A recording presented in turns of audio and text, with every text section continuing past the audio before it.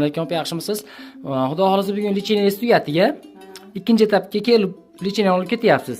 Qaysi ahvolda, qanday diagnoz bilan bizga keluvdingiz? O'sha men ahvolim og'ir edi. Yurishlarim qiyin edi, hamma yog'im og'rig'idi. Bo'yin umurtqa grija, bel umurtqa grija bilan kelgansiz. Xo'p, grijalardan tashqari skolioz va osteoporoz degan kasallik bo'lgan. Bu osteoporoz kasallik juda suyaklarda mo'rtlik, umurtqa pog'ona, ya'ni yemirilish degan o'zi aslida. Xo'p, demoqchimanki, siz ikki etap davoladik. Necha foiz o'zgarishni sezdingiz?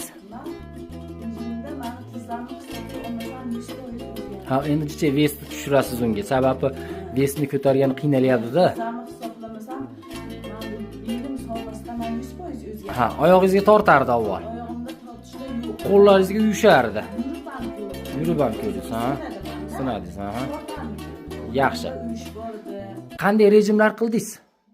Davolangandan keyin. Uyda yotdim. Qattiq joyda. Yotdim. Faqat nima qildim? Tikka turgan, yurgan holatda choy damladim. Ha, kamroq o'tirdingiz. Kam o'tirdim. Gimnastika mashqlari bo'ldi. Gimnastika mashqlarini qildim. Hozir ham qilyapman. Yaxshi, men bularni nima bajargan, nima qilganlaringizni bilaman. Biz kuzatuvchilarimizga aytmoqchimizda, bizni licheniyamizda misol olganinglardan keyin asosiy glavniy rejim rol o'ynaydi. Ana shu rejimni qilganinglardan keyin o'zgarish yaxshi seziladi deb.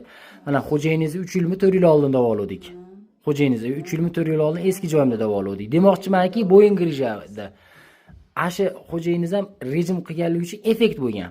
Demoqchimizki, agar bizda ham davolangandan keyin rejimini qilmasa effekt sezish qiyin demoqchimiz. Ha. Og'ir ko'tarsangiz. Shuni tushuntirib bermoqchimiz. Uni Effekt bo'lmaydi. Ha. Qildingiz. Lekin men o'sha kuzatuvchilarga tavsiya qilaman. Rejim qilish kerak deb, biz ham mashq qilish kerak deb tushuntiramiz. Xo'p, opa, endi sizga shifo tilab qolamiz. Yana uyga borganda rejim qilasiz. Sababi yana kurs licheniya oldingizda, yana buni rejimini qilasiz 1 oy. Ana shundan keyin yana sekin hayot tarziga qaytaverasiz. Ya'ni sal-sal og'ir ko'tarasiz, o'tirasiz 1 oydan keyin. Xo'p, gimnastikalarimiz qilib yurishingizni tavsiya beramiz. Sog' bo'ling, opa.